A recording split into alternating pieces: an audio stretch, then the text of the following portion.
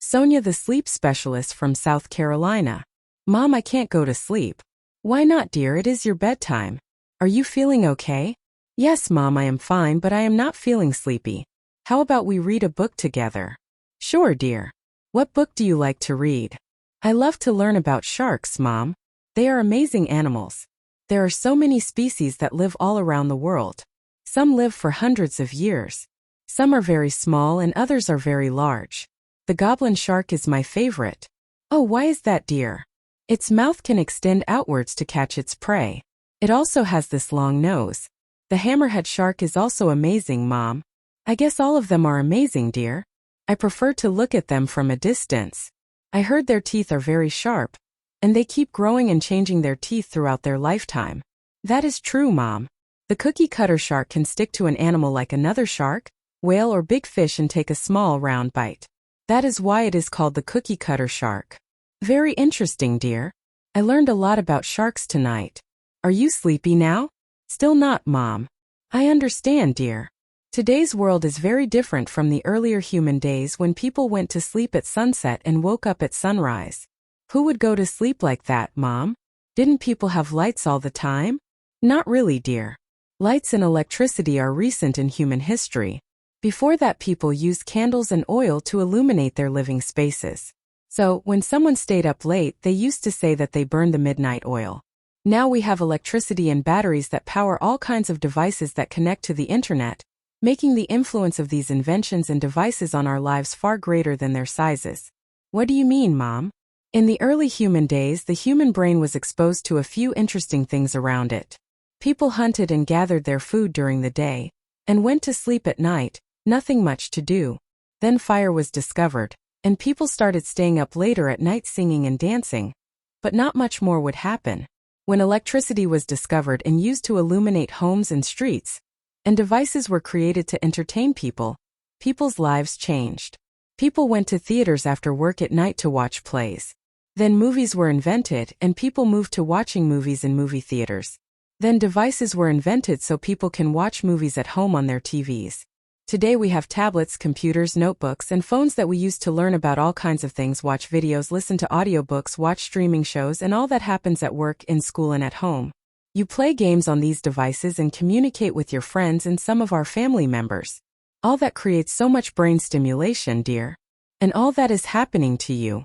People like me who have full-time jobs need to wake up early to send you to school, then go to work in my clinic as a sleep specialist, meet and help all kinds of people who have difficulty going to sleep, then come back and take care of you and the rest of the family, check my emails, and stay up to date on the latest research. All that also takes its toll on my brain. I have difficulty going to sleep some nights, and sometimes I even wake up in the middle of the night thinking the night is over. So, you cannot sleep well at night because of your work, Mom? Probably, dear, not sure. I might need a diagnosis myself. However, our lives now have so many things that demand our constant attention. Look at any channel on TV. When a program starts, it has some content, then there are commercials, then the program continues or another program starts, and this flow is constant. There is no break. Same for radio, and now streaming shows on the internet are doing the same thing. We have our mobile devices that are always connected, always on, and we can barely put them down. Our brains can handle so much input, dear. After all what we hear and see, our brain tries to process and organize all that. Usually that happens at night, but also during the day. It's like organizing the house after a party where everything is out of its place. We spend so much time cleaning up and organizing things and putting them where they belong so we can move around the house. Our brain needs to do the same. It needs to process and organize all the information it was exposed to during the day so we can remember what we experienced. Sometimes that will be overwhelming to our brain. So, do people tell you why they can't go to sleep at night in your clinic, Mom? For some patients we do sleep studies, dear, because they can't sleep well due to a problem in their airways which makes them snore.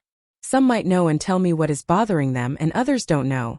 And they tell me about what is going on in their lives, and I try to conclude from what they say what is going on. Some people can let things go and not be too bothered by what happens during the day, while others keep thinking about an event or a thought, so they cannot go to sleep easily. I don't wake up at night, Mom. Just sometimes cannot go to sleep easily. Yes, dear. What could help is slowing down at the beginning of the evening. What do you mean, Mom? I mean reducing the use of devices like TV, mobile devices, computers, and anything that can stimulate our brains. Sleep is controlled by our brains, dear, not by our pinky fingers, so we need to help our brains slow down from the speeding events of the day. Reading a book might help in distracting our train of thought from what happened during the day and move it to a different world at a slower speed. It's like going out on a quick brain vacation before we sleep.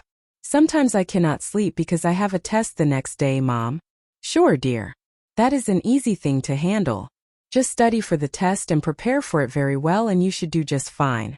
When I have a lot of things to do the next day or week or even month, I write a to-do list and use my planner, which helps a lot in organizing what will happen and when it will happen.